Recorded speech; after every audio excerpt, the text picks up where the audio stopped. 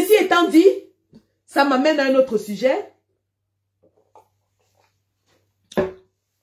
qui est la sanction appliquée sur Equinox Télévision. Avant cela, je vais vous montrer ce que un monsieur du RDPC lui-même dit du gouvernement. Écoutez bien.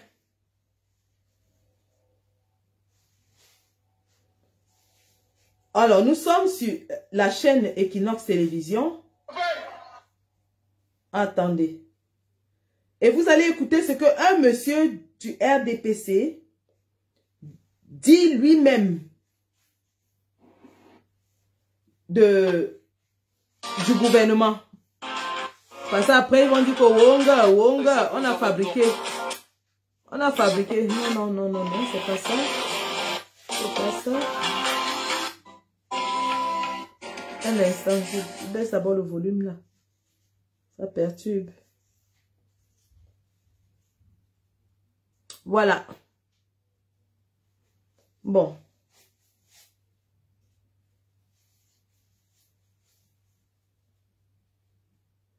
Écoutons ce que le monsieur du RDPC va dire. De faire une incursion dans le vocabulaire juridique, il ne faudrait pas qu'on nous reproche après n'avoir pas donné la parole au RDPC pour la cross-examination après les témoignages à charge contre le RDPC. C'est Jean-Michel. Non, comme vous l'avez dit, nous avons sur le plateau beaucoup de juristes, je peux dire d'éminents juristes. Ce parti politique qui est le vôtre là, on le voit pratiquement, on annonce sa fin et sa chute avec ses batailles intérieures. Non, je ne vois pas ça comme ça. Il faut comprendre que... Non. Oui, certainement, on aura une course au leadership, n'est-ce pas, au nouveau leadership qui va s'ouvrir. Pas forcément ce qu'on nous prédit. Le RDPC, après l'UPC quand même, est l'un des plus vieux partis au Cameroun. Et qui, ma foi, ne va pas seulement survivre parce que c'est lui qui est au pouvoir. Nous avons, au sein de notre formation politique, des aînés qui sont assez éclairés et qui seront, n'est-ce pas, continuer à porter le flambeau qui sera certainement, on ne sait pas quand, laissé par le président Biya. Ce que je voudrais dire ici, au-delà de m'engager dans des voies de juridisme qui est peut-être les violations des lois par des administratifs, je dis encore, ce n'est pas des militants du RDPC ou rien ne prouve que ce sont les militants du RDPC. L'administration camerounaise veut peut-être faire des yeux doux ou alors des appels du pied à certains hauts cadres du RDPC qui sont aussi des décideurs. C'est pour ça qu'ils sont des actions individuelles, privées. Mais c'est des actions individuelles. Lorsque à Douala, on est venu museler le président Kamto ici à l'hôtel, pas loin d'ici. Est-ce que vous avez vu un militant du RDPC? Il sentait que la gendarmerie. Vous ne nous avez jamais vu descendre dans la rue, comme ça se passe souvent en Occident, deux formations politiques s'affrontent ou bloquent les routes pour empêcher l'une ou l'autre de faire son meeting. Ce n'est pas de ça qu'il s'agit ici. Donc moi, je voudrais tout simplement faire remarquer que nous avons une justice. C'est-à-dire nous avons un pouvoir judiciaire qui est organisé. Et ce pouvoir judiciaire a les outils pour mettre en charge certains individus qui sont peut-être constatés flagrants. Mon regret, c'est que ce constat, ou alors cette rigueur judiciaire, ne s'applique pas sur tous les Camerounais. Ça, il faut le reconnaître. Vous êtes pour la justice et l'équité. Je suis pour... Vous voyez vous-même, le président Biya, lorsque vous l'avez remarqué beaucoup plus jeune, c'est pas parce qu'aujourd'hui, 30-40 ans après, il n'a plus la même vigueur. Mais c'est quelqu'un qui n'accepte pas l'insubordination, c'est quelqu'un qui n'accepte pas... il nous a parlé des bandits à col blanc, la gabégie. Donc, le RDPC est un parti qui se veut assez responsable. Et si nous avons des brebis galeuses à l'intérieur, le moment viendra où le président national va décider d'expurger certaines personnes qui ont des comportements réprochables. Mais justement, le problème à ce niveau-là, c'est que certains militants du RDPC estiment que ces mécanismes qui sont mis en place dans l'objectif de discipliner les militants, c'est une sorte d'appareil de répression qui vise plutôt l'épuration politique, question justement d'éliminer les potentiels candidats dans la course dont on parle. Écoutez, vous avez vu, si je parle le cas le plus récent en Afrique du Sud, vous avez vu depuis Nelson Mandela, Thabo Mbeki qui est arrivé, après Thabo Mbeki, il y avait Zuma, après Zuma, il y a Cyril Ramaphosa. Les luttes internes à l'intérieur des partis existent. Dans le SDF, vous ne pouvez pas me dire que l'honorable Joshua et Nietzsche ne vont pas aussi se bagarrer pour un positionnement au leadership. Ça existe partout et c'est tout à fait normal. Mais il faut tout simplement qu'on donne la possibilité aux militants de base, n'est-ce pas, de décider de quel leader les règles du jeu soient claires. Absolument. C'est pour ça que je disais tantôt que le RDPC fait face à plusieurs défis. Nous avons des défis sécuritaires qu'on doit gérer. C'est-à-dire c'est le RDPC qui impulse l'action gouvernementale parce qu'il faut qu'on... j'arrête là. C'est ce que je voulais vous faire entendre. C'est le pas tenu de congrès C'est le RDPC, attendez. C'est le RDPC qui impulse l'action gouvernementale. Est-ce que vous avez entendu ça? Je reprends. Hein? C'est très important. C'est un militant RDPC qui nous dit que c'est le RDPC qui impulse l'action gouvernementale. Écoutez bien, les mots ont un sens.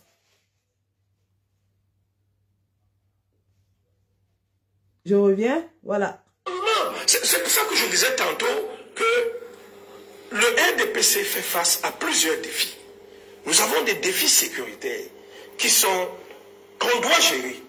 C'est-à-dire c'est le RDPC qui impulse l'action gouvernementale parce qu'il faut connaître le rôle du bureau politique. Hein. Voilà. C'est vrai que nous n'avons peut-être pas tenu. C'est le RDPC qui impulse l'action. C'est le RDPC qui impulse l'action gouvernementale. Écoutez bien, on va revenir là-dessus sur ces propos et analyser. Il y a un bureau politique qui existe et le bureau politique est la tête pensante de l'idéologie du politique qu'il discute au comité central.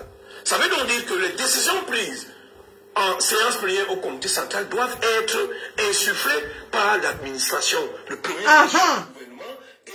Attendez, les décisions prises par le comité central doivent être insufflées par l'administration. Est-ce que vous écoutez ça?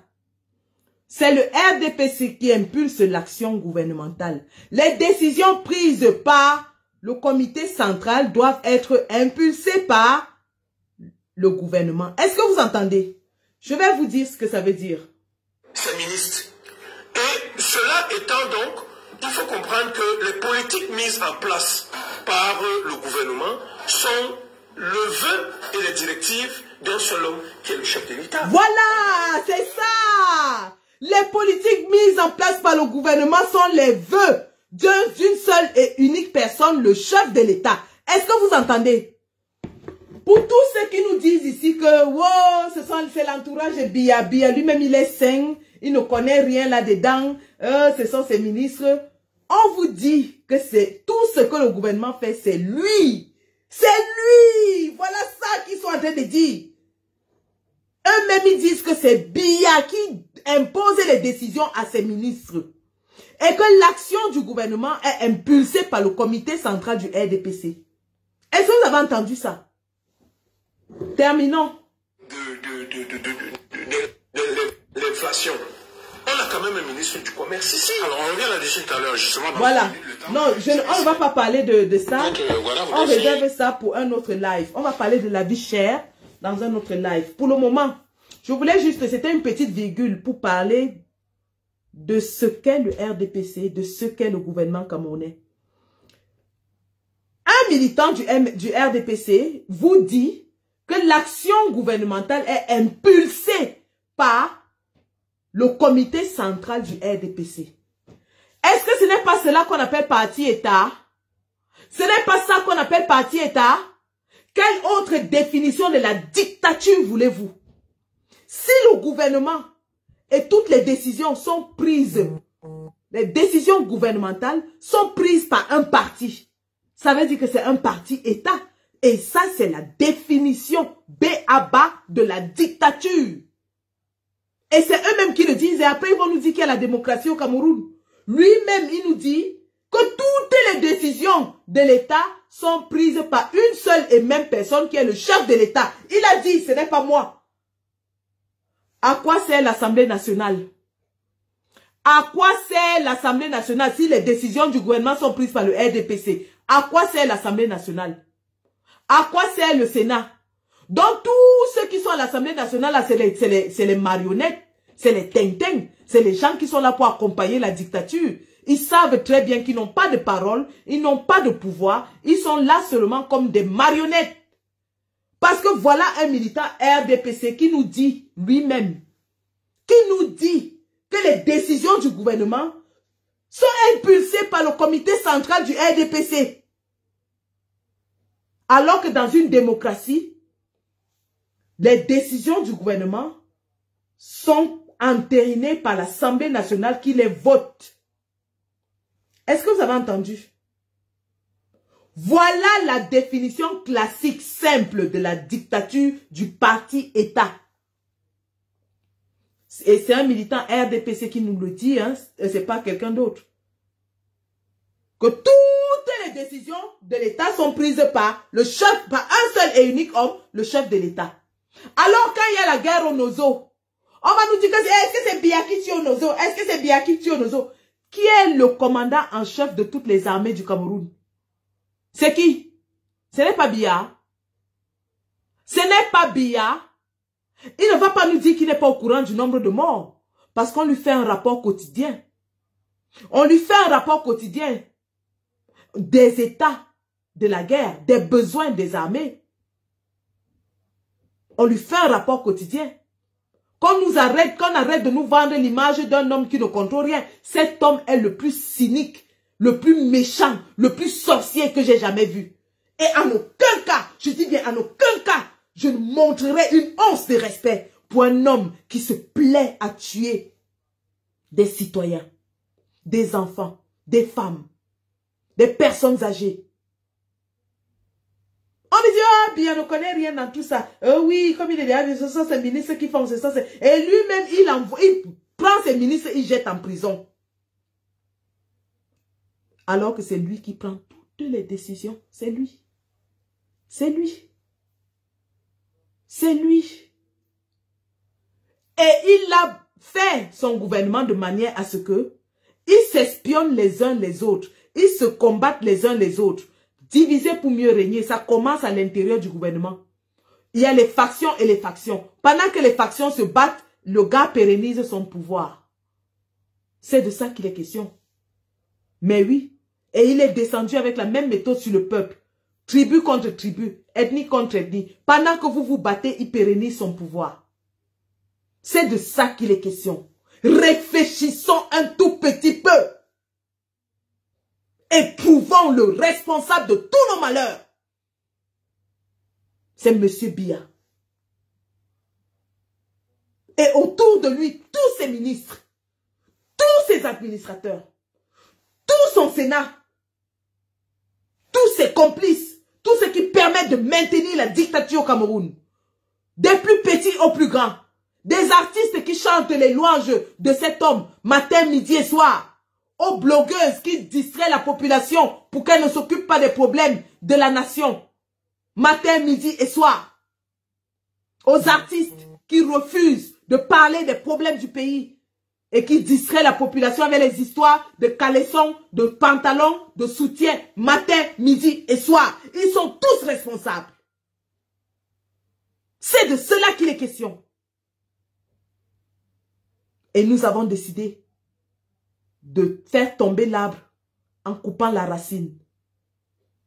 Les gens nous demandent pourquoi vous boycottez les blogueuses. Est-ce que c'est elles qui dirigent le pays? Non, elles ne dirigent pas le pays. Non, elles ne tuent pas à Bamenda. Mais elles facilitent l'action de ceux qui dirigent le pays.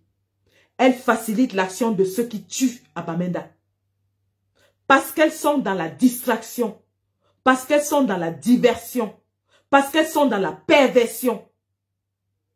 Et pour cela, nous allons les pourchasser jusqu'à ce qu'elles commencent à parler des problèmes qui minent le peuple pour le conscientiser. Lorsqu'on dit la musique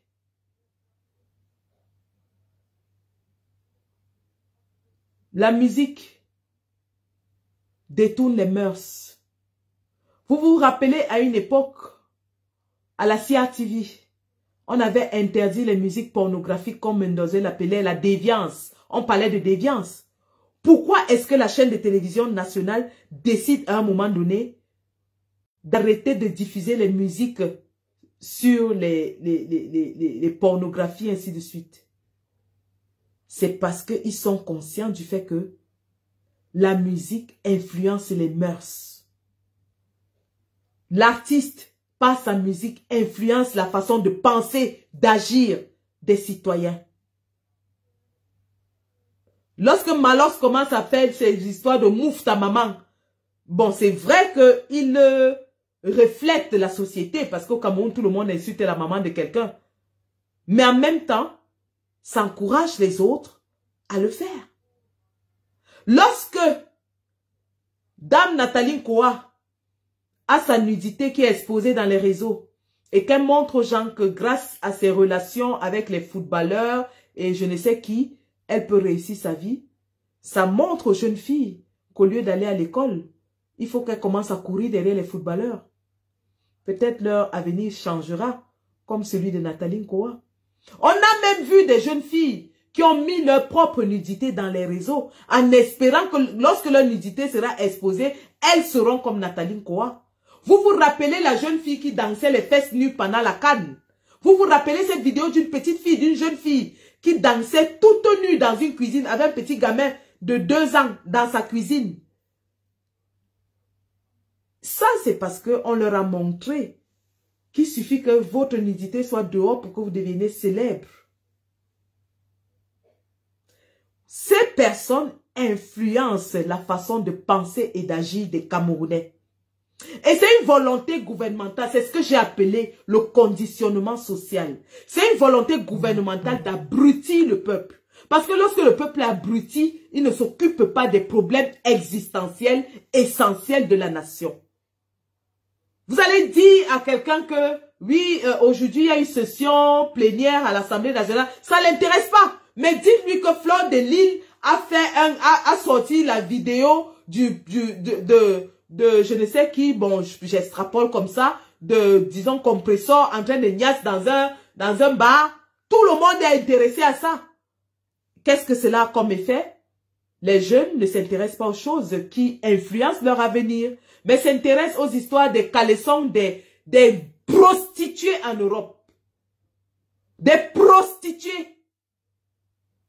S'intéressent à ce que, oui, elle a bagarré avec elle aujourd'hui, elle est allée là-dessus. Il y avait un temps là, on a connu ce qu'on appelait le lieu sain. Moi, je vis en Angleterre, la France, je ne connais pas. Je vais en France pour mes manifs. Mais je vous dis que je suivais le lieu sain ici et tout le monde connaissait les histoires que les Camerounaises se prostituent dans les camions. Nous, on ne connaissait pas ça, moi je ne connaissais pas. C'est toujours dans les réseaux ici avec ces femmes qu'on a découvert les Camerounaises se prostituant dans les camions en France. Au lieu sain. Si vous partez au Cameroun maintenant, il y a des jeunes filles qui connaissent le lieu sain à Paris. Mais elles ne peuvent pas vous dire ce que le professeur de physique ou de chimie a dit hier soir. Et c'est pour ça, lorsqu'on boycotte ces gens, c'est pour cela. C'est pour cela. On ne leur demande pas de ne pas faire leur show.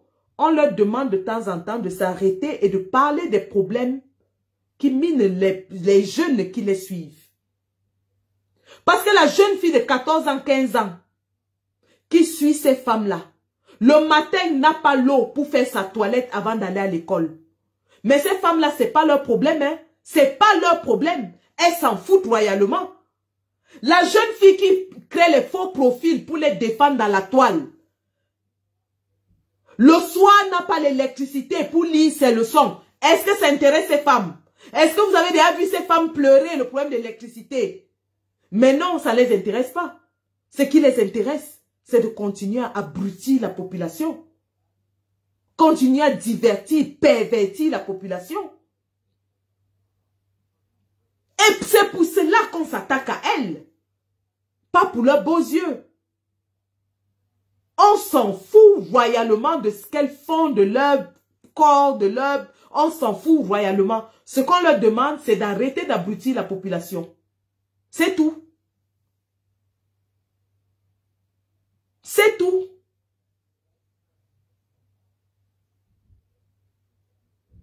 On ne leur demande pas d'aller s'affilier à un parti politique. Ça peut être très compliqué pour certaines. On ne leur demande pas de faire des meetings politiques ou d'aller chanter Kamto ou Paul Biaou. Chacun est libre d'avoir sa chapelle politique. Chacun est libre d'avoir sa chapelle politique. Ce que nous leur demandons, c'est de se mettre du côté du peuple meurtri.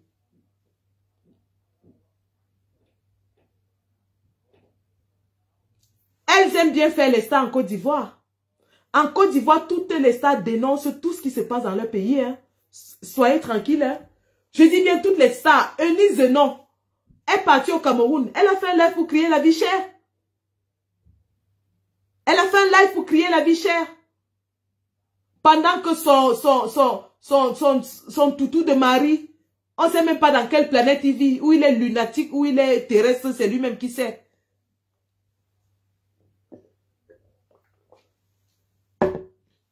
Ceci étant dit, notre action de boycott est en train de porter ses fruits. Vous avez vu, mon guerrier Kamo, est-ce que tu peux m'envoyer la vidéo de Belka Tobi, s'il te plaît? Est-ce que tu peux m'envoyer la vidéo de Belka Tobi, mon guerrier, s'il te plaît? Ou qui que ce soit qui a la vidéo de Belka Tobi, envoyez-la moi en inbox, s'il vous plaît.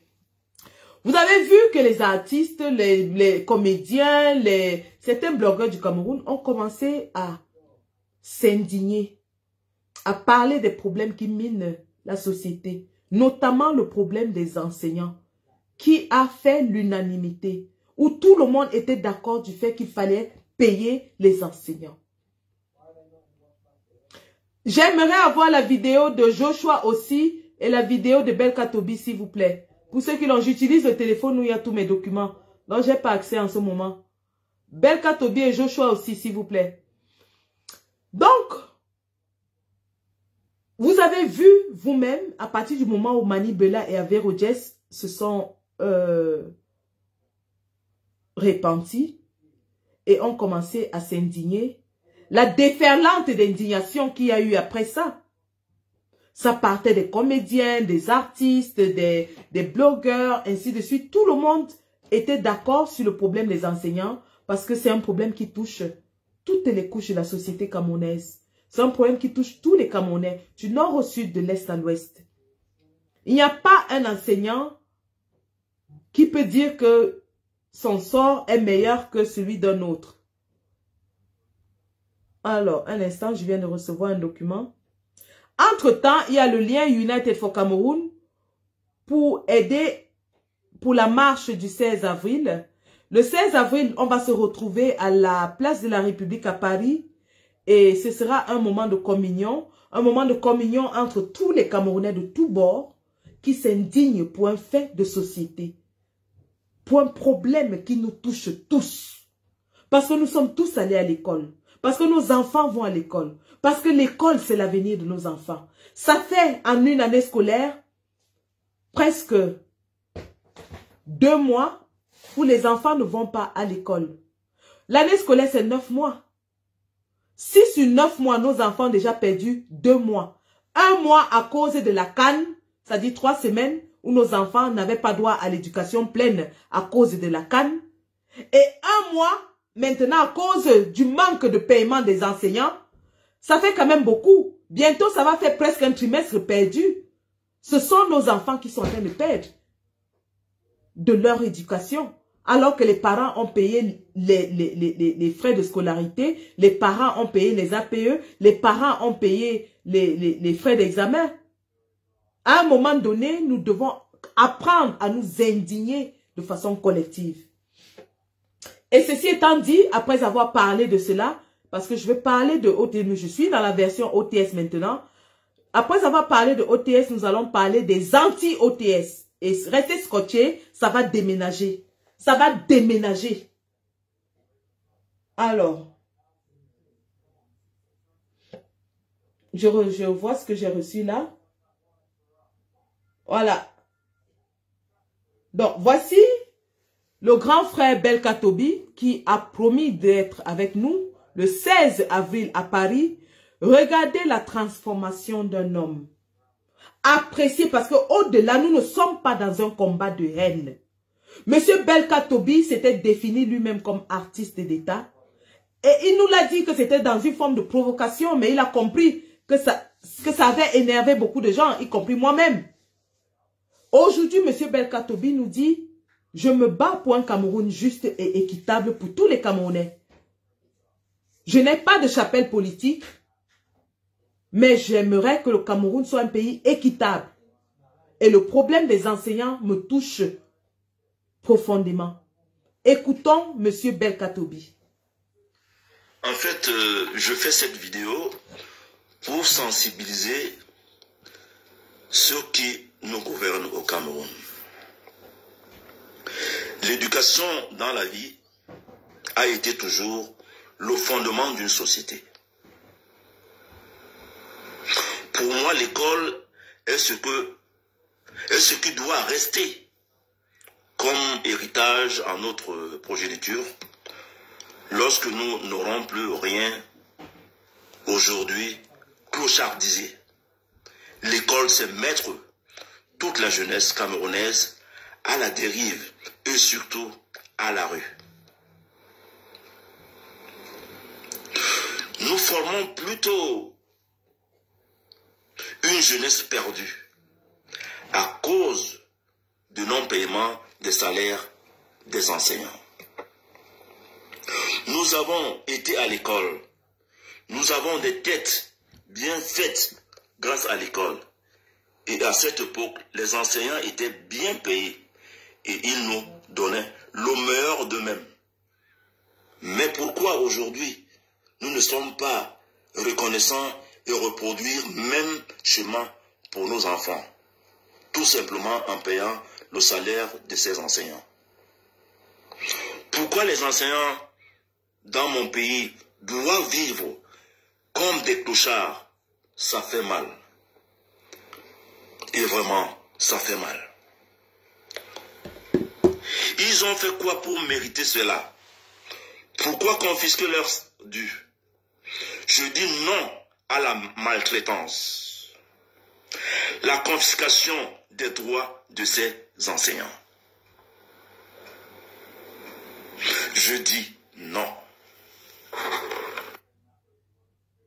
Voilà, donc c'était l'artiste Belka Tobi qui s'indigne comme ça contre la maltraitance des enseignants et qui nous a dit, si votre marche est citoyenne, si votre marche est pacifique, si votre marche est dans une idéologie sociale, alors je me joindrai à vous parce que nos enseignants ont droit à une paye. Et justement, nous ne sommes pas dans une démarche de haine, de rejet, de clanisme, de séparation. Nous sommes là pour conscientiser les Camerounais et surtout ceux qui influencent la pensée des Camerounais. Donc nous avons accepté la main tendue de cet artiste. Nous avons accepté sa main tendue parce qu'il fait un effort de comprendre nos réclamations. Au-delà de faire l'effort, il va même jusqu'à dénoncer. Et il n'est pas mort pour ça. Il n'a pas fait de la politique en le faisant. Dire de payer les enseignants, c'est pas faire de la politique, mais c'est de dénoncer un fait de société. Et il le fait parce que dans sa famille, son entourage, il y a des enseignants qu'il doit supporter lui-même et qu'il a trop supporté lui-même. Et c'est de ça qu'il est question. Il est question de démontrer aux Camerounais que nous sommes peut-être violents, mais c'est parce qu'en face, il y a de la violence. Si nous sommes peut-être violents, c'est parce que lorsque nous ne sommes pas violents, personne ne nous écoute. Et même lorsqu'on parle de violence, rappelons-le, la farine n'a jamais blessé quelqu'un. La farine n'a jamais envoyé quelqu'un à l'hôpital. Pour tous ceux qui s'insurgent contre notre soi-disant violence, et je m'adresse ici aux activistes d'État qui prennent effet et cause pour les petites mains de la dictature. La vraie indignation, c'est contre la violence qui est au Nozo. La vraie indignation, c'est contre les morts qu'il y a au Nozo. La vraie violence, c'est celle qui est perpétrée sur les populations du nord-ouest et sud-ouest Cameroun. La vraie violence, c'est celle qui est perpétrée sur les prisonniers politiques qui sont embastillés, qui sont violentés dans les geôles infestes du dictateur.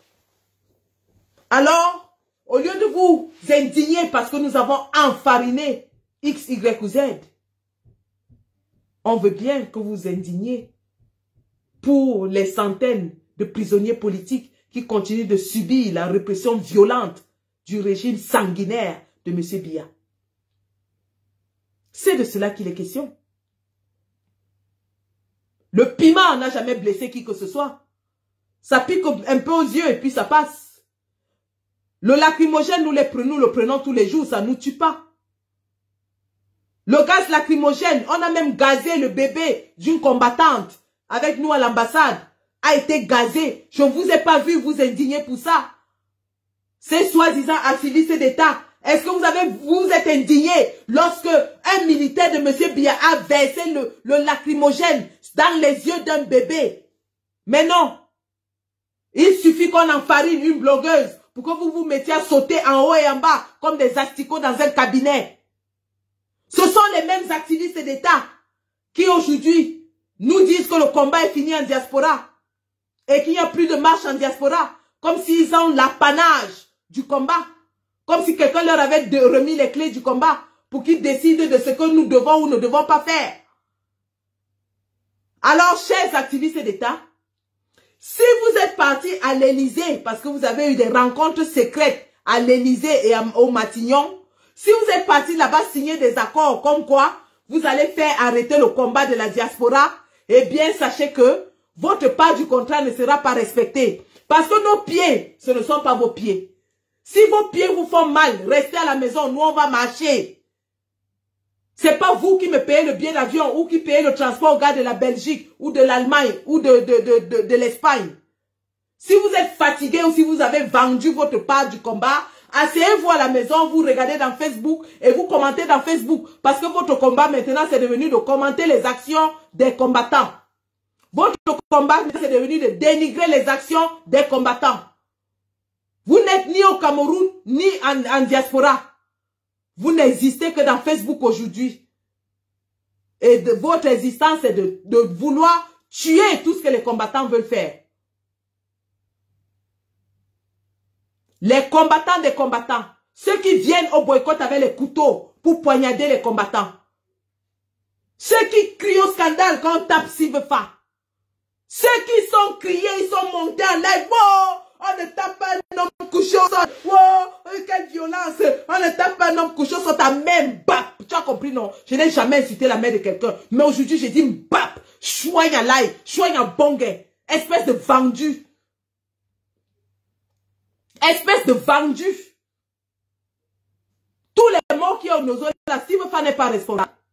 Il n'est pas responsable. Pour peu qu'on l'a même pas bien tapé.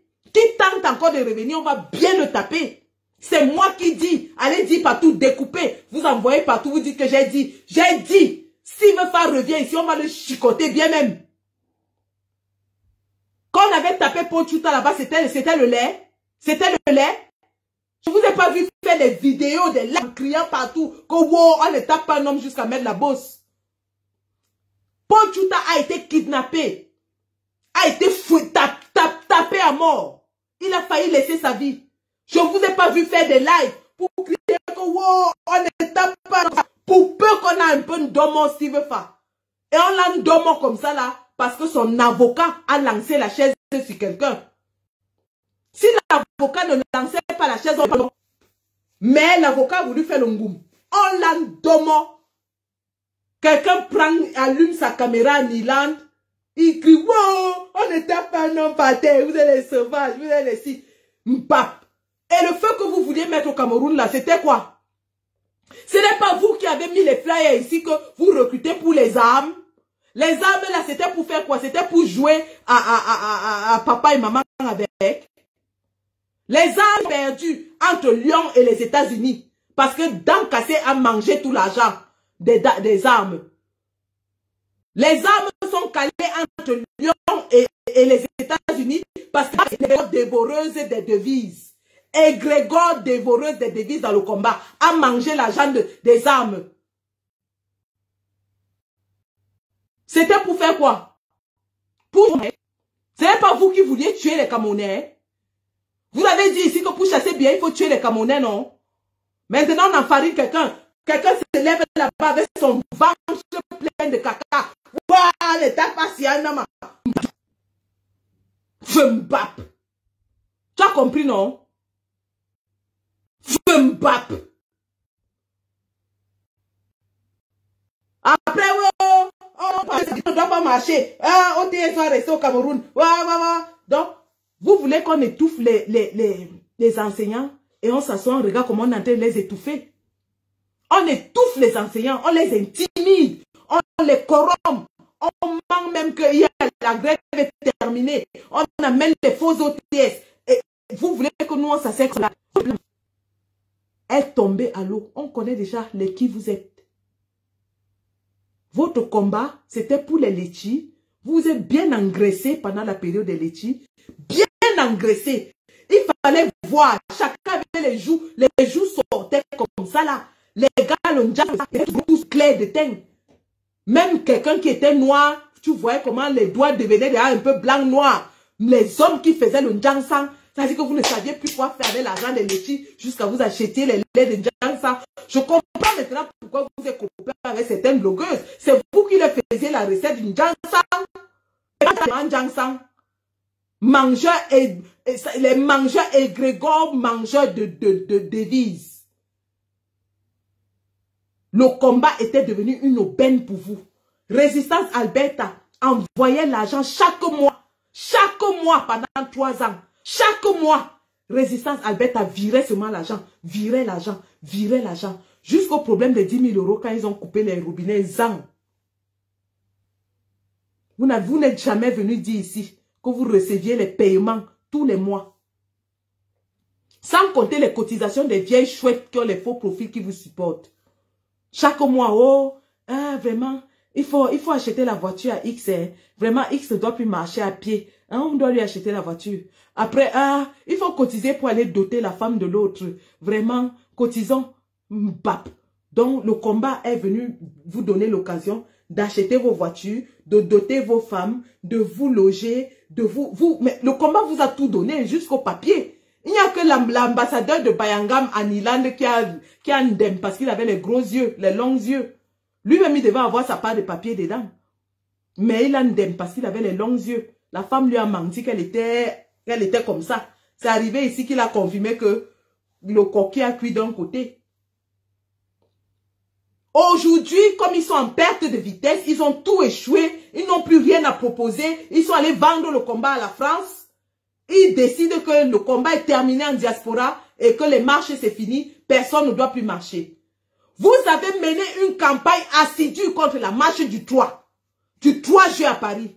Dès l'annonce de la marche du 3 juillet, et c'est ça qui m'a fait quitter votre groupe, vous avez commencé des propos anti-Kamto dans le groupe, a dit comment Kamto ne peut pas aller marcher au Cameroun, qu'il aille d'abord libérer tous les gens qu'il a fait jeter en prison. Vous avez commencé à parler mal de Kamto. C'est quand j'ai vu vos messages que j'ai fait ma sortie à midi où j'étais au travail et j'ai dansé par Kamto.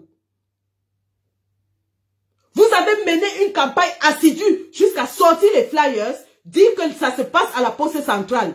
Pendant que nous on mobilisait pour Paris, vous étiez en train de mobiliser pour la poste centrale. Après avoir envoyé Sébastien Ebala en prison, vous ne vous êtes pas arrêté. Après avoir envoyé tous les garçons que vous avez envoyés pour le brûler en prison et que vous n'avez jamais admis ici dans la toile. Emery Mathieu en prison à cause de vous. Il a pris 10 ans. L'autre jeune homme là qui vient de sortir, j'ai même oublié son nom. Toujours à cause de vos villes mortes. Et vous asseyez ici, vous dites que ça se passe au 237. Ça se passe au 237. Depuis que vous faites le 237 là, vous avez fait quoi? La roue du vélo a même brûlé. La roue du vélo a brûlé. Vous venez emmerder les gens. Si vous ne voulez pas la marche du 16 avril, allez sucer le courant. Parce que marche il y aura. Vous avez fait mobiliser ici pour Genève 8. Pendant 1 mois et demi. Genève 8, on ne respirait pas. On est monté, on est descendu. La marche de Genève 8. On a même mobilisé les fonds pour vous ici pour Genève 8. Au final, vous vous êtes retrouvés à 8, à 7. Parce que je ne compte pas la blanche qui était là. Vous vous êtes retrouvés, c'était elle votre photographe. À 7, plus une photographe blanche. C'était Genève 8. Vous êtes retrouvés en train de danser dans les rues de Genève.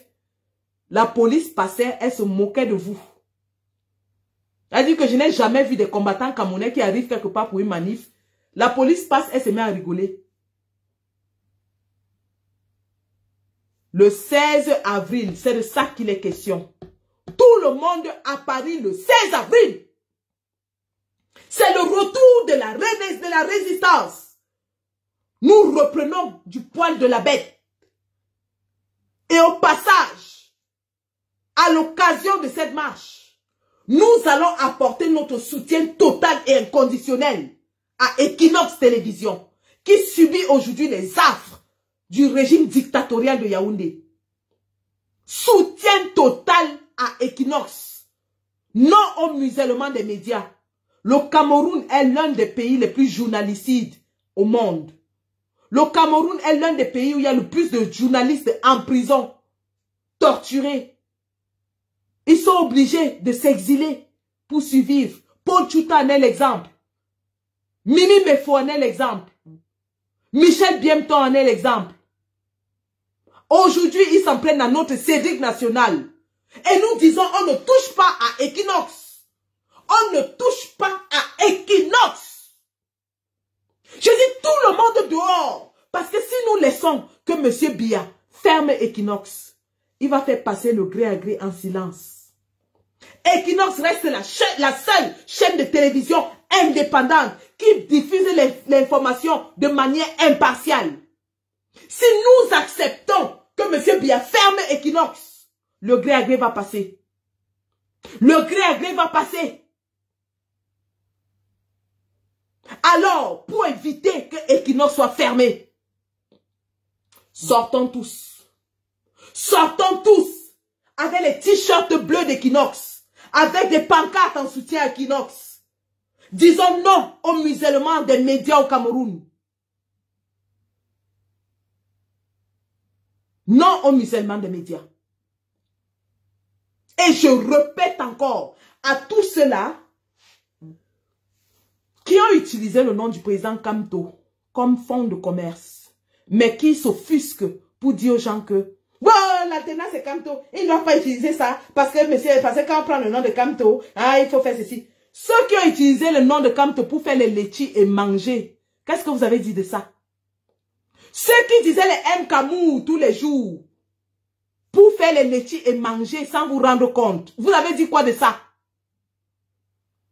Vous vous levez aujourd'hui, c'est l'alternance, c'est Kamto. L'alternance, c'est Kamto. Pian et repian jusqu'à pian, j'appuie. Vous n'allez pas empêcher aux gens d'utiliser le nom du professeur Kamto. Au lieu de vous attaquer au sardinat qui malaxe le nom de monsieur Kamto dans toutes les sauces, vous venez vous accrocher sur un mouvement qui est en train de mener la lutte. Le président Kamto a répondu à cette question moult fois. Il a dit qu'il ne peut pas empêcher aux gens d'utiliser son nom. Il a dit qu'il ne peut pas empêcher aux gens d'avoir son effigie dans leur chambre. Cette question lui a été posée au moins 3 fois pendant qu'il était ici à Paris le 2 février 2020. Et il a répondu. pas qu'une seule fois.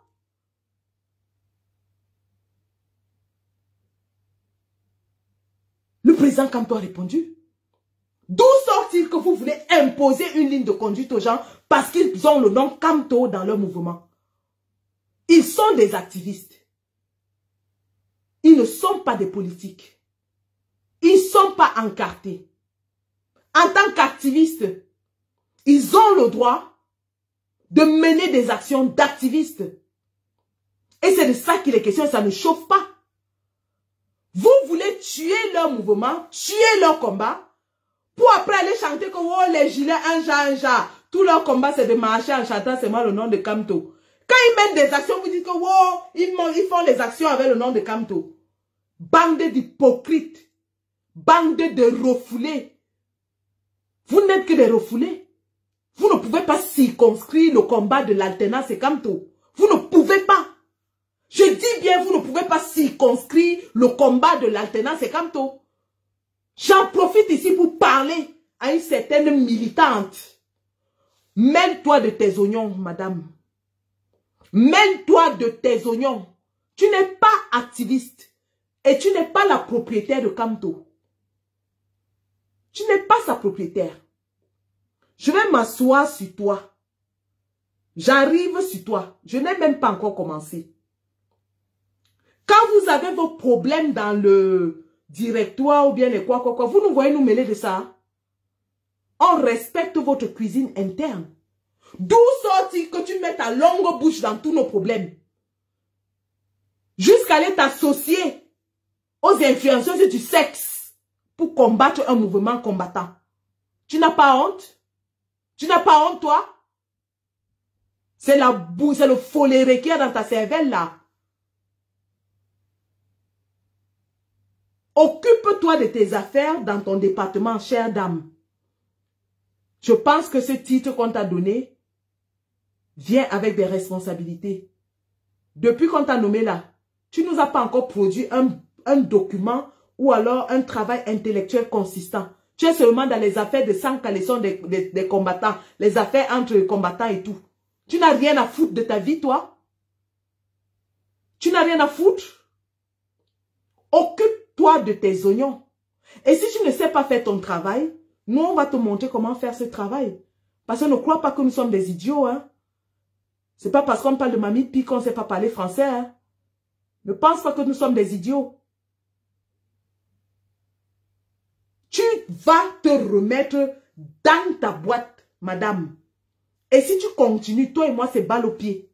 Balle au pied. Ton foulard, là, tu vas l'arracher ici en live, devant tout le monde. Tu as atterri comme un cheveu dans la soupe pendant qu'il y avait le Covid. On ne te connaissait ni d'Adam ni d'Ève. Tu as atterri ici, tu ne connaissais même pas.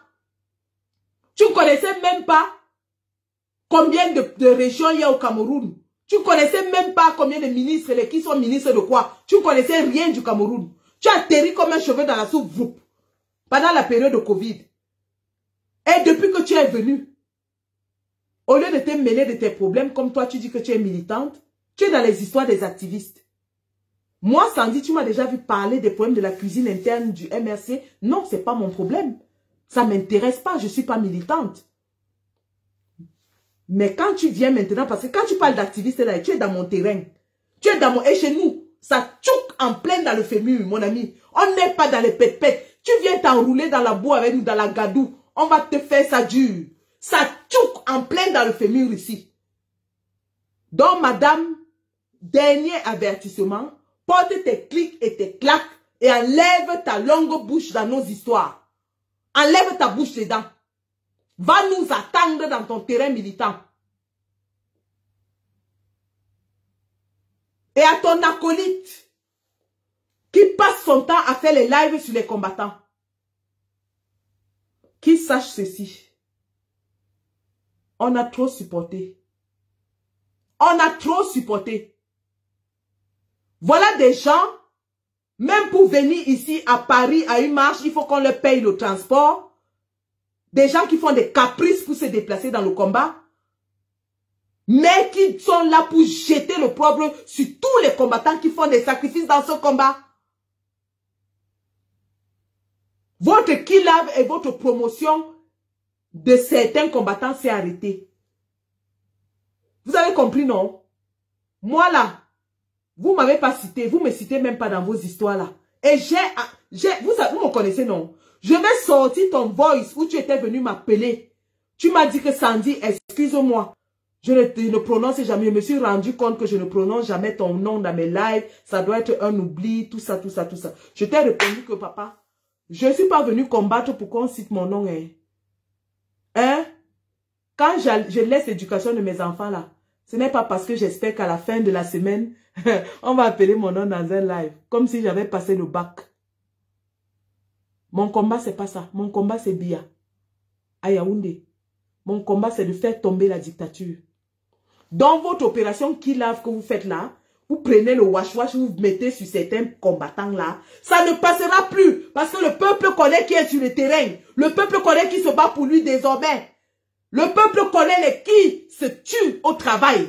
Et les qui sont là pour attendre le laitier. Les qui sont là pour cotiser l'argent du laitier. C'est de ça qu'il est question. Le peuple connaît désormais. Toi qui mets les têtes de mort là, attends, je te fais ça dur. Je te casse ta grosse tête sale. Un instant, je casse la tête à un indésirable. Voilà, c'est bon. Donc désormais, le peuple connaît. Vous pouvez faire le wash-wash, le Kilave. Vous faites un peu ce que le Cameroun faisait, non? Quand un dignitaire étranger venait visiter le 237, on mettait la chaux. On mettait la chaux partout sur les murs. C'est la chaux là que vous mettez sur certains combattants là. Ça ne prend plus. La chaux. Vous mettez la chaux comme ça, la wash. Ça ne prend plus. Le peuple connaît les qui sont sur le terrain pour lui. Le peuple connaît les qui se battent. Omer de Badjoun. Omer de Badjoun, l'enfarineur de Steve Fa. L'enfarineur de Steve Fa. Kamer Kodia la paix. Oui, voilà les guerriers. Les vrais guerriers, pas les pète-pète. Landry. Les vrais guerriers. Oui. Mon maréchal Nino. C'est ça. Voilà les gars qui sont sur le terrain. Hein? On a les guerriers, mon ami. Motamossi la sentinelle. L'incontournable. Les gars sont assis, on met le wash-wash sur les gens. Chaque fin de semaine, on met le wash-wash. Ça ne prend plus. Ça ne prend plus. C'est sur le terrain. C'est au sol. Ça se joue au sol. C'est au sol que ça se joue. Moi-même, la vieille chouette, bientôt, je prends la retraite. Hein, je laisse les enfants là. Ils sont dangereux. Et que moi, la grand-mère, la vieille chouette là, qui porte les pampers, les couches, je me mets derrière. C'est de ça qu'il est question. Donc, ton petit wash-wash que tu fais tous les jours là, c'est nul et sans effet. Les gens ont déjà vendu le combat à l'Élysée, tu veux faire le wash-wash sur eux? Ou tu étais avec eux quand ils sont allés vendre? Vous étiez ensemble quand vous étiez allés vendre le combat pour les papiers. Maintenant, chaque week-end, on ne respire pas wash-wash. Le wash-wash de ça. Tu n'as pas encore wash-wash. Tu vas wash-wash jusqu'à. Entre-temps, nous on est sur le terrain. C'est de ça qu'il est question. Vous avez voulu dire que l'enfarinage de Steve a été la comédie. C'est pas vous qui avez pleuré le matin que on ne tape pas sur un homme au sol. La honte de ça. La honte. Vous êtes devenus les commentateurs des actions des autres. La finition de ça. Dès que nous on appuie le bouton, allez commenter. Vous commencez à faire les lives pour commenter, analyser, décrypter. Le décryptage de ça. Asia for you. Asia for Wona. La sortie là est difficile. Hein? Asia for Wona. Asia for Wona. La sortie de ça, le glissement de ça. Après on se retrouve en train d'aller... on est allé saluer l'ambassade, les députés. On est allé chez les députés. Aller raconter. Je m'appelle Richaud. J'ai les enfants métis. Vous savez, j'ai deux cultures. La culture française et la culture camerounaise. Mes enfants, ils sont métis. Ah oui. Maman. L'Afrique est en train de débouter le colon. L'Afrique est en train de débouter le colon. Vous partez supplier le colon. partez vous asseoir pour négocier avec le colon. Même la colline qui monte est la même qui descend, qui nous dit ici tous les dimanches que oh, le colon, il s'est retrouvé assis en face du colon. Quand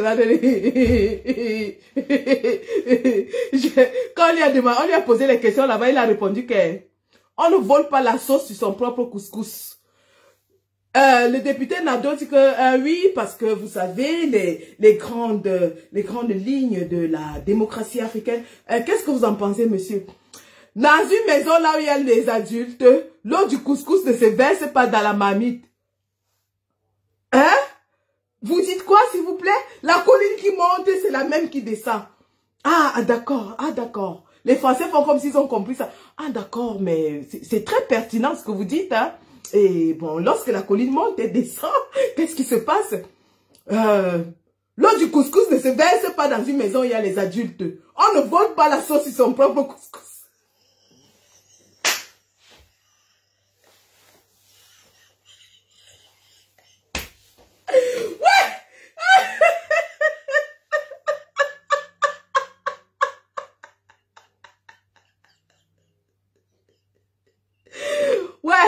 Voilà notre part de combat là-bas. Voilà notre part de combat. Après le samedi, on attend le wash-wash. Le grand samedi soir, dès qu'on finit de faire ça, on attend maintenant le wash-wash. Wash-wash. Ouais, Asia for you, Wona. Asia for Wona. Vous avez compris, non? Je pleure mon grand-père de l'autre côté aux États-Unis. Il était engagé dans la guerre. Il était engagé. Le gars produisait les flyers tous les jours. Aujourd'hui, produit le fer avec les armes, avec quelqu'un qui a les amis, mais 100 000 récompenses, plus 30 000 de bonus. Demain, il produit encore notre flyer avec le feu sur ça, le feu partout, le feu. Le père a été engagé dans l'affaire, là, mon ami. Chaque mois, il mettait son argent, il mettait. Après, maintenant, on demande au père là que, papa, ton argent est parti où? Il dit que, moi, je ne sais pas là où l'argent là se trouve. Tu mettais l'argent pourquoi? Ah, on avait dit qu'on allait faire la guerre, non? On m'avait dit qu'en un mois, on va libérer le Cameroun. Et vous avez libéré? Moi, je ne sais pas là où l'argent est parti. Et où est passé votre leader de la révolution? Celui-là qui devait mettre, vous les gens de la paix là, ou quoi. Mettez-vous de côté, avec votre camto là, qui est lent, qui est mou, qui est faible. Mettez-vous de côté. Où est le leader là? Nous-mêmes, on attend depuis là, on attend le leader, ne sait pas là où il est. Et les armes, où sont les armes? Dan Kassé avait dit que c'est elle qui a le réseau des armes. Elle est partie aux États-Unis chercher.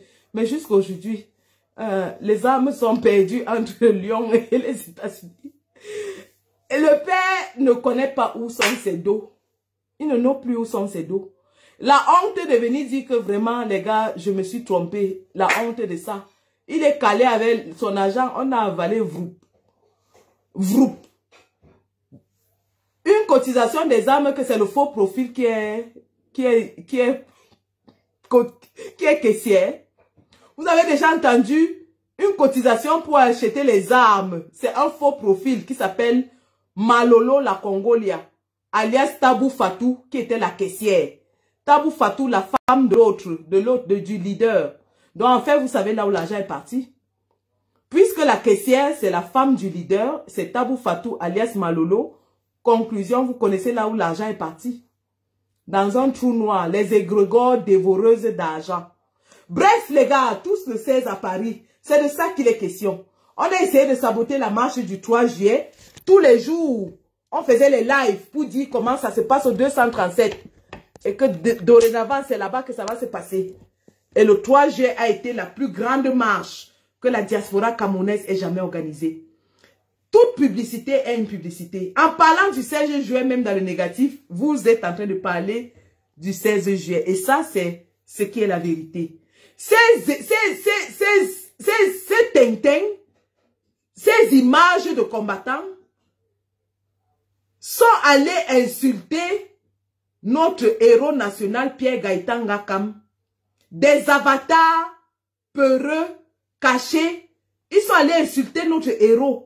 Parce que Pierre Gaëtan Ngakam, quand on parle des personnes qui symbolisent cette lutte, voilà un exemple. On a tiré sur Pierre Gaëtan Ngakam au Cameroun, à bout portant. Pierre Gaëtan Ngakam était l'un des 3 qui avait reçu la balle dans son corps. Il a fait la prison. et des avatars qui sont assis dans leur canapé, des avatars d'État qui sont assis chez eux, dans leur salon feutré, oups, se permettent carrément d'insulter Pierre Gaëtan Ngakam. Mais nous leur disons, ah, car l'histoire, s'il me dérange déjà, attendez, j'enlève. Nous leur disons qu'ils ont dit que le combat, c'est au 237, soit. Parce que le Cameroun ne va se libérer que lorsque le 237 va se lever. Donc, ils disaient que le combat, c'est au 237, soit. En quoi est-ce que le combat que nous menons en diaspora empêche le combat au 237? Ils sont allés à la marche des Maliens, non? La marche des Maliens a empêché aux Maliens de sortir au Mali. Pourquoi c'est la marche des Camerounais qui va empêcher aux Camerounais de sortir au Cameroun? L'avion de Maman Eliane Kolo est encore posé par terre. Maman Eliane Kolo avait mis à disposition un avion. Pour tous ceux-là qui disent que le combat c'est au 237. C'est de ça qu'il est question. Allez monter dans l'avion de Maman Eliane Kolo et allez délivrer le Cameroun au 237. Votre combat d'élévation d'une personne ne passe plus. Vous avez trompé le peuple. Vous avez trompé la résistance pendant longtemps. Maintenant, c'est au sol que ça se passe.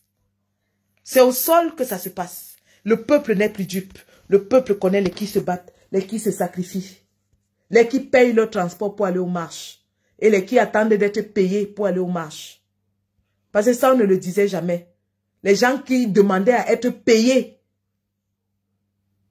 Les gens qui font les caprices. Oh, moi, je ne fais pas le covoiturage. Oh, je ne monte pas dans le bus. Oh, je ne fais pas ceci. Il faut la limousine pour les accompagner aux marches. Il faut une limousine.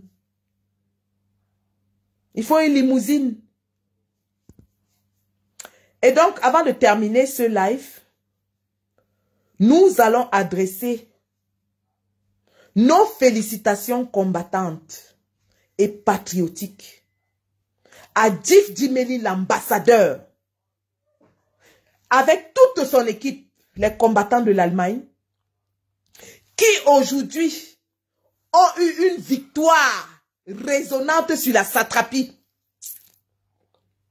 Djif Dimeli et son équipe ont damé le pion ce jour au régime satanique de M. Biya en Allemagne, ont débouté les plaintes de l'ambassadeur contre eux.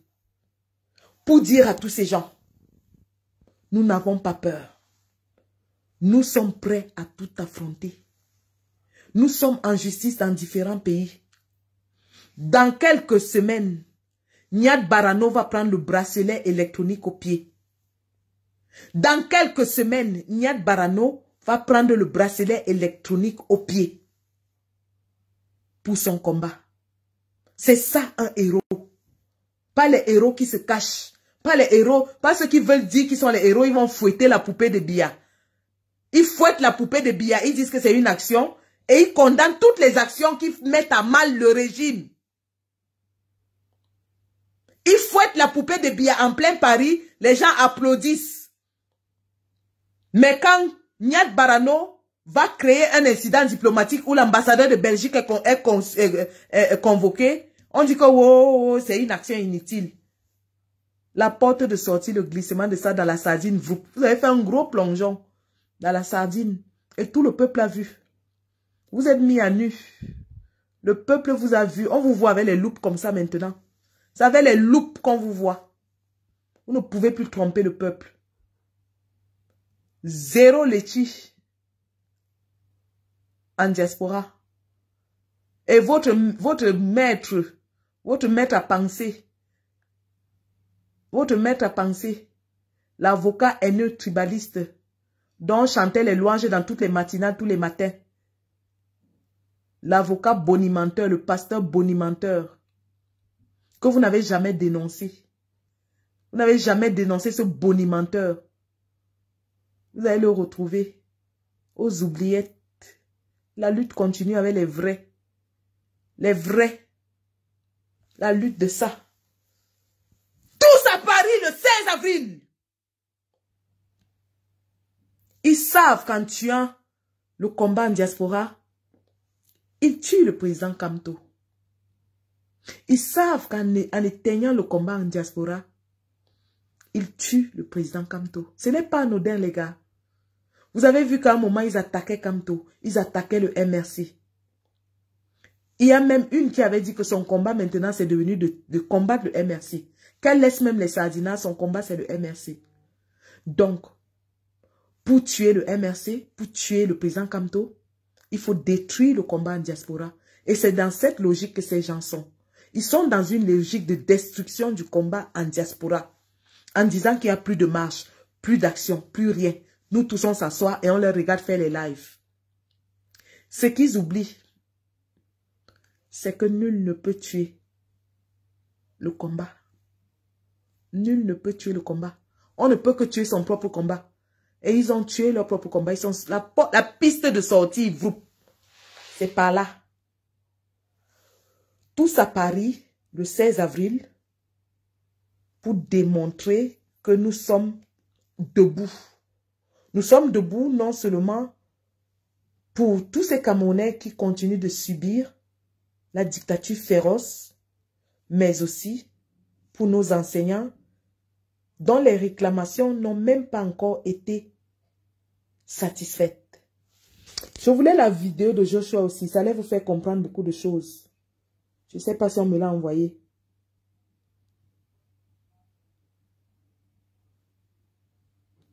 Je voulais la vidéo de Joshua aussi. Bon, je vais vous la jouer une autre fois.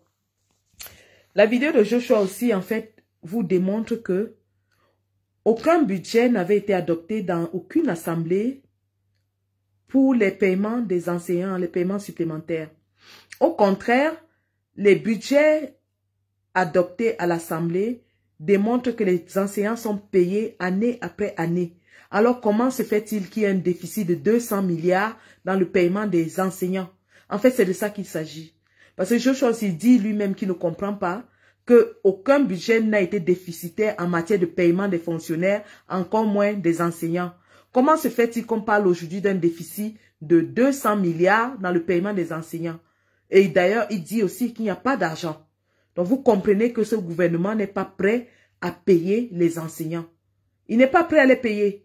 C'est pour ça qu'il est important que nous soyons tous à Paris le 16 avril, non seulement pour mettre la pression sur ce gouvernement afin de payer nos enseignants, mais aussi de crier haut et fort qu'on ne muselle pas un média.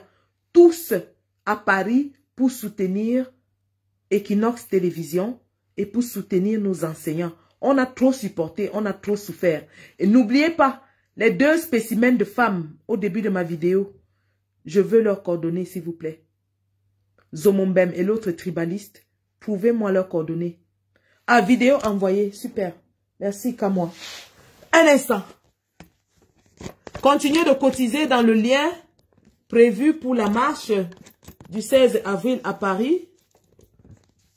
Mon truc, ça ne tient plus la route. Et ça a pété les plombs. Agnambe. Agnambe, mon truc ne tient plus. Voilà. Un instant, j'arrive.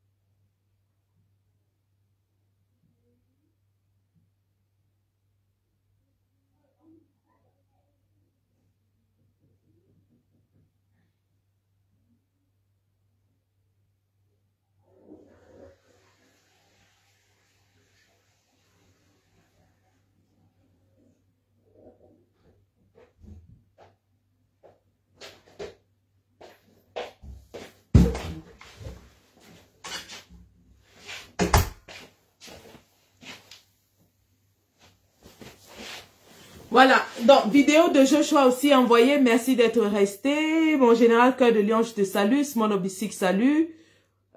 Kof Tutoué, salut. Alors, je la joue rapidement et puis on s'en va. Hein. Il y a d'autres combattants qui veulent passer en live aussi. Donc, écoutez Monsieur Joshua aussi sur les enseignants.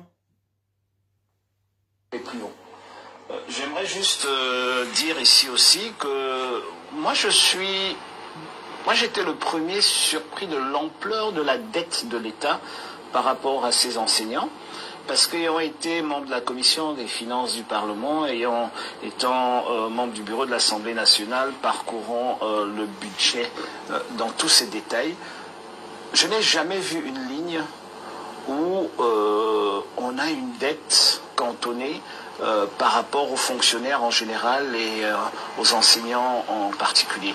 Donc si vous utilisez de la ressource humaine que vous ne payez pas, ce qui se passe dans le budget, c'est que vous cantonnez cette dette-là quelque part. Et on sait que tôt ou tard, il faudra la payer. Donc je ne l'ai jamais vu. Donc ça veut dire que ce n'est même pas une dette, c'est du vol. Est-ce que vous avez entendu ça? Ce n'est pas une dette, c'est du vol.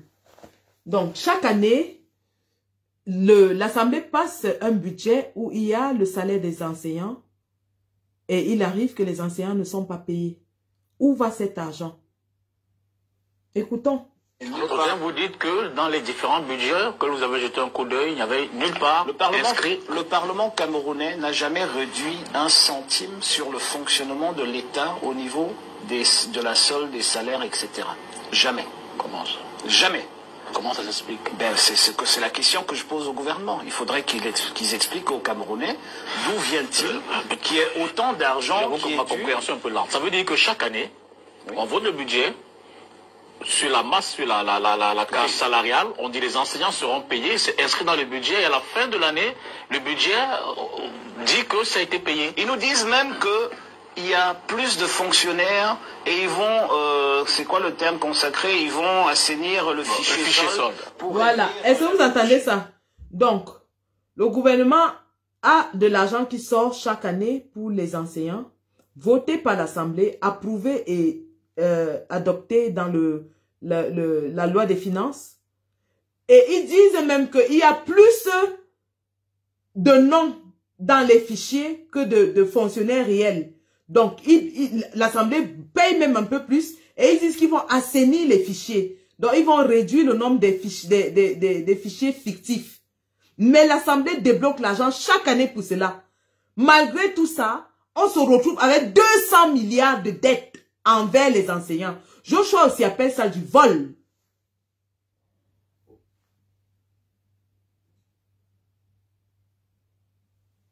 Plus haut. J'aimerais juste dire ici aussi que moi j'étais le premier surpris de l'ampleur de la dette de l'État par rapport à ces enseignants, parce qu'ayant été membre de la commission des finances du Parlement, étant membre du bureau de l'Assemblée nationale, parcourant le budget dans tous ses détails, je n'ai jamais vu une ligne où on a une dette cantonnée par rapport aux fonctionnaires en général et aux enseignants en particulier. Donc si vous utilisez de la ressource humaine que vous ne payez pas, ce qui se passe dans le budget, c'est que vous cantonnez cette dette-là quelque part. Et on sait que tôt ou tard, il faudra la payer. Donc je ne l'ai jamais vu. Donc ça veut dire que ce n'est même pas une dette, c'est du vol.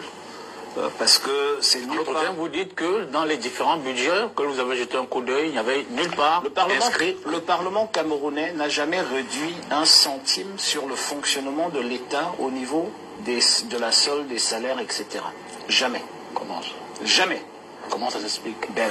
C'est la question que je pose au gouvernement. Il faudrait qu'ils expliquent aux Camerounais d'où vient-il qu'il y ait autant d'argent qui est ma compréhension un peu lente. Ça veut dire que chaque année, on vote le budget sur la masse, sur la case salariale. On dit les enseignants seront payés, c'est inscrit dans le budget et à la fin de l'année, le budget dit que ça a été payé. Ils nous disent même que il y a plus de fonctionnaires et ils vont, c'est quoi le terme consacré, ils vont assainir le fichier solde pour réduire l'année prochaine. Ok? Donc nous on est même très très généreux parce qu'on couvre la totalité, même quand ils nous disent que dans cette totalité, il y a 10 000, 15 000 qui n'existent pas, on le sait, mais on travaille dessus pour revenir à zéro. Mais jusque-là, il y a des gens qui ne sont pas payés. Il y a un immense problème. Et là, on ne parle que de 200 milliards pour les enseignants. Quand le corps de la médecine va s'y mettre et tous les autres, on sera dans des milliers de milliards. Et donc, il y a un problème de fond. Parce que jamais il n'a été question d'une dette due aux fonctionnaires. Et j'aimerais le dire. Est-ce que vous avez entendu ça? Joshua dit que, Joshua aussi, bébé Jofflu dit que quand les docteurs, les médecins vont aussi entrer dans la danse, on parlera plus seulement de 200 milliards, ce sera des milliers de milliards. Et que, au-delà même de payer les enseignants chaque année, ils payent même les enseignants fictifs. Vous savez qu'il y a des gens qui ont les nombreux matricules. Il y a des gens qui ont les 12 matricules. Ils payent jusqu'à 15 000 salaires fictifs. Donc, normalement, l'argent débloqué devrait amplement suffire pour payer les enseignants chaque année. D'où sort-il qu'il y a un trou de 200 milliards dans le paiement des enseignants? Et vous pensez que ces gens-là vont résoudre les problèmes des enseignants aussitôt?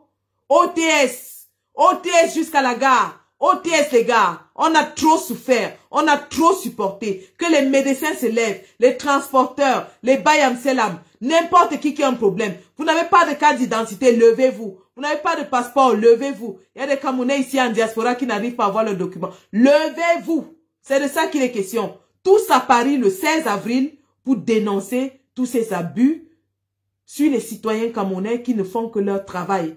C'est de ça qu'il est question. Donc, rendez-vous le 16 avril à Paris. N'oubliez pas, le lien de la tontine est épinglé. United for Cameroun pour aider à avoir une belle journée ce jour-là. Haute en couleur, en son et en énergie. On prévoit un barbecue. On prévoit des banderoles. On prévoit des pancartes. On prévoit de la musique. On prévoit, ce sera une atmosphère conviviale. Et tous les Camerounais y sont conviés. Tous les Camerounais qui se soucient du problème des enseignants et in extenso de tous les Camerounais qui souffrent sont conviés. Dame Fleur de Lille a dit qu'elle y sera, elle sera la bienvenue. Monsieur Messan a dit qu'il y sera, il sera le bienvenu. Monsieur Belkatobi a dit qu'il y sera, il sera le bienvenu. Tous ensemble, nous allons marcher pour dire que nos enseignants ont le droit d'être payés parce qu'ils forment les futurs dirigeants de notre pays. Ils forment le fer de lance de la nation. Tous à Paris le 16 avril, OTS Diaspora, et puis ça ne chauffe pas. Allez les gars, je vous aime, je vous adore. Restez scotchés. Colis Dana, Annie Choco, Villageoise du Quad, Justine Boukam, Kamala Panthère, Bertie Lokamit, Stéphane Tchoumbu, mon maréchal Nino, mon porte-parole Pagou Fodop, salut. Tous les combattants vont continuer à vous parler de OTS et on se voit samedi le 16 avril à Paris, place de la République, j'y serai. Merci. La patrie ou la mort, nous vaincrons. Princesse Bathieu est fière de l'être. N'oubliez pas les coordonnées de ces deux vieilles chouettes. Elles sont dans ma liste. Je ne vais pas les louper. Vous savez, quand je mets mes yeux, mes combattants et moi, allez-vous. Les yeux sont sur elles. On ne les loupera pas. Peuple bamileke, fier et debout. Soyons fiers. Orgueilleux. Debout. La patrie ou la mort. Seule la victoire est notre issue. Au revoir.